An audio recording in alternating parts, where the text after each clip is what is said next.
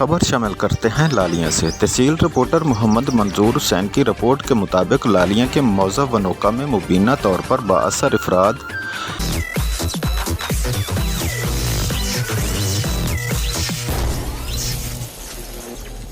Sitting test کا جھٹکا۔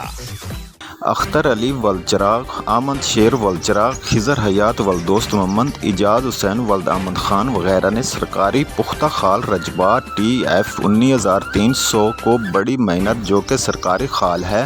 اس سرکاری پختہ خال کے پانی سے ہم زمیندار اپنی فصلوں کو سیراب کرتے ہیں، تو جملہ لوگوں نے اس سرکاری پختہ خال سے پانی کے بہاؤ میں رکاوٹ پیدا کرتے ہوئے سرکاری پختہ خال کو ناجائز ناکہ جات کرتے ہوئے اس کو گرا دیا اور مٹی ڈال کر اس سرکاری پختہ خال کو بند کر دیا، جس سے ہماری فصلات کو پانی نہ لگ رہا ہے۔ پانی نہ لگنے کی وجہ ہماری فصلات کا نقصان ہو رہا ہے۔ ریاض مسرت، مظہر شہزاد، نوشیر وغیرہ متاثرہ زمینداروں کا مبینہ طور پر کہنا ہے کہ ہم deputy commissioner Chiniot, assistant commissioner Lalian اور محکمہ انہار کے افسران سے اپیل کرتے ہیں ان سرکاری پختہ خال کو گرانے اور بند کرنے والے افراد کے خلاف قانونی کارروائی کرتے ہوئے اس پختہ خال کو دوبارہ بحال کروا کر چلوایا جائے تاکہ ہم لوگ بھی اپنی فصلات کو بر وقت پانی لگا سکیں اور فصلات کو تیار کر سکیں۔